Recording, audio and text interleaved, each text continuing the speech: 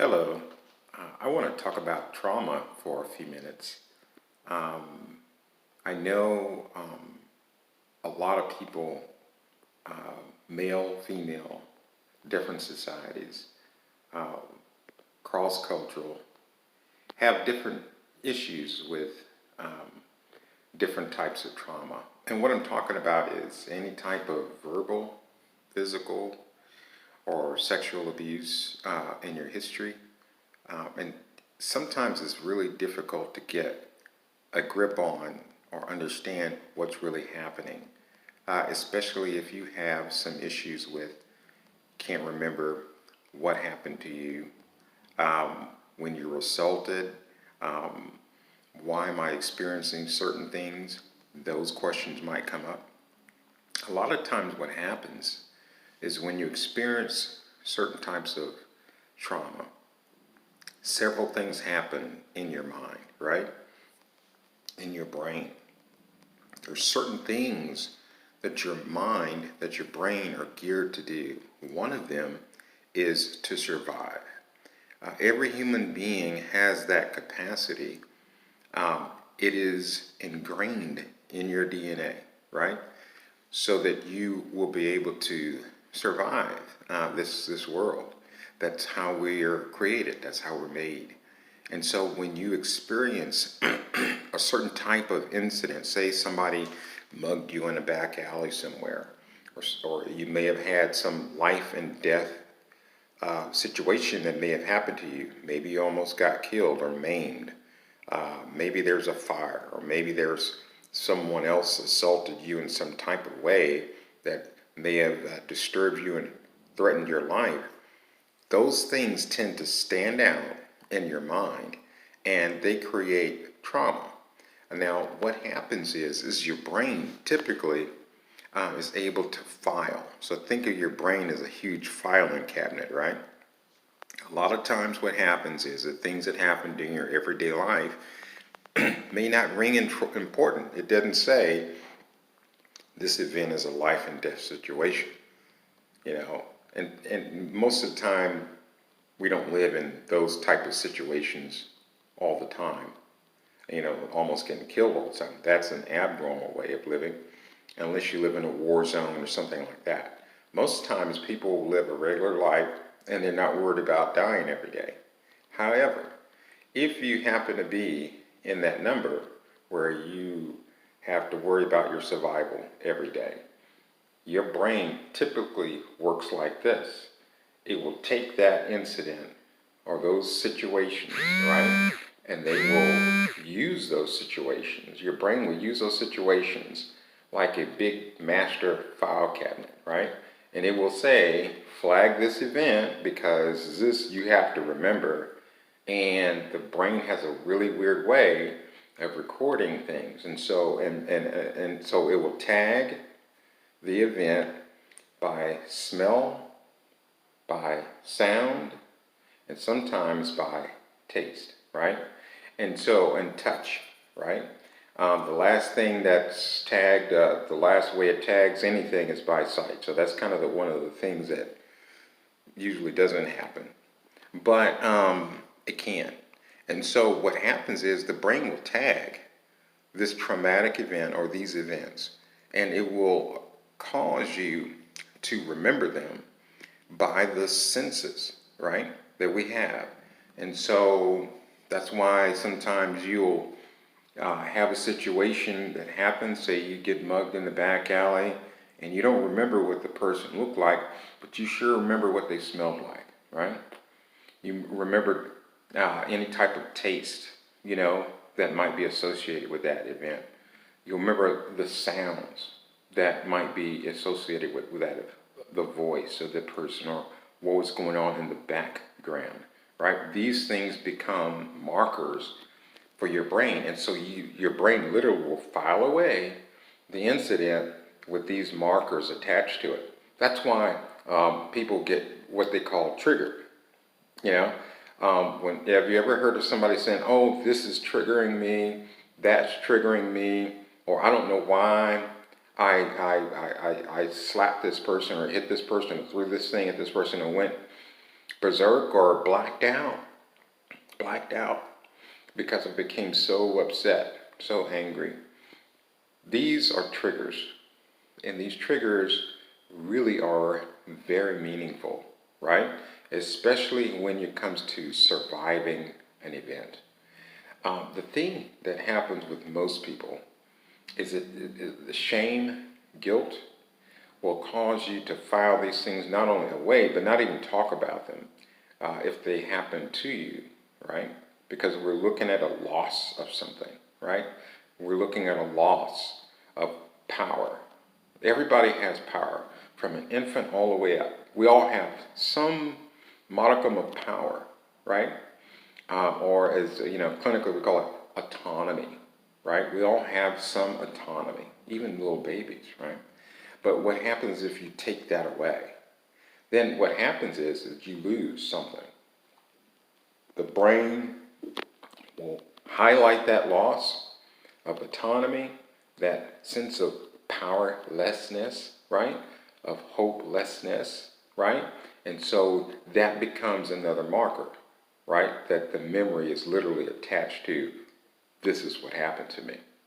And that's another way of, looking at life and death, really, is when you lose your autonomy, right? We are all created to act in a way that is autonomous, right, from our surroundings. We have a will, and we command our will, right? When you lose that, then that creates a life or death situation in your mind. So these things are important to understand what is going on when you're experiencing some type of trauma. How do you get past these things? Hopefully in broadcasts later on, we'll talk about that. But it's important to know that if you're struggling with things that are happening to you in the present or happened to you in the past, it has a lot to do with the things that I'm talking about. And it takes a while to get past them, right? So a good therapist is a good key to how do I address what's going on in my life, right? Things that happened in my past, recent past, distant past, or triggering, quote unquote, me, causing me to have problems in my daily life. I need to address them. I'm having anger problems. I'm starting to abuse substances, whereas before I didn't. Things of that nature. I'm starting to have behaviors now that I didn't have before. These things happen to me. How can I fix myself, right? So that's a big deal, right? So hopefully that'll give you some clarity on how do things bad, quote unquote, that happen to me affect my life. And talking about them to somebody who is safe, secure. A lot of times that's a therapist, could be a pastor, priest, an imam. But someone that can really be a safety net for you to talk about, or if you don't want to talk, you can write. So you can keep a journal, keep it safe, right? These types of things tend to allow the brain to process, right, what has happened, right, and to be able to not be so, quote unquote, alarmed anymore, because these things aren't continuing, hopefully, aren't continuing to happen to you in the present, right? In the present. So that would allow your brain to get out of the survival mode. We call it the fight, flight, freeze mode, right? And to get into a more normal way of being, right? Which is not I need to survive today way of being, but more of how can I be happy today? How can I please myself? How can I live an authentic life? A life that's worth living, right? And that's not rife or filled with pain. So these are the types of things that I'd like to broach on later in subsequent videos, but hopefully this will help you understand how trauma initiates in people's lives. And also, what do you do with it? You know, what do you do with things that happen to you that you can't control, right?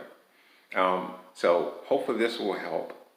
And oh, by the way, lastly, some people think or struggle with, right, the idea that maybe if I remembered what happened to me, especially when you're a kid and things happen to you and you don't necessarily remember everything, or you might have flashbacks or things of that nature, blackouts. If I could only remember what happened to me, then I would be okay. I would be able to get better. I'll be able to get past these things that happened to me. Well, the truth is that you may not ever remember the events, right? Clearly, because your brain also provides a defense mechanism. And we'll get into that later. But basically, your brain is incredibly skilled at protecting your psyche, right? Your mind against traumatic things that happen to you that are life and death situations. That is a very interesting trick of the brain, a defense system, if you will, that is super, super sophisticated. Quick example, you know how a computer is able to calculate and do things super fast, right? Most of the time efficiently. Well, the brain is much, much faster and much more sophisticated than any kind of computer hardware, right? And so it is an incredible organ, and it's able to do things that is incredibly, absolutely amazing, and somewhat confounding too. One quick example, and then we're done, right, for the day. Say if you don't want to talk about something that happened to you, maybe it was at school, something traumatic, right? And it created a problem for you in your mind, something that sticks out in your brain. Well, you don't talk about it. Let's just say that. You just don't talk about it. You don't tell your parents, your friends, you don't write about it, you just keep it bottled up. What happens a lot of times is if that type of thing keeps happening or occurring to you, then you could develop some type of malady that basically addresses the thing that you don't want to address, right? And it could show up in your body. It could show up in your body, and it might look like arthritis. Maybe it turns out that you develop depressive symptoms, right? Major depression or something like that. Or maybe it'll turn up in your body as some type of pain in your muscles, in your back, in your arm. These things are real and they happen. So keep that in mind as you live your life. Hopefully you have a wonderful day, a wonderful evening. And I'll leave a couple of links at the bottom of this video as to how to reach me if you need to chat. Have a great day. Bye.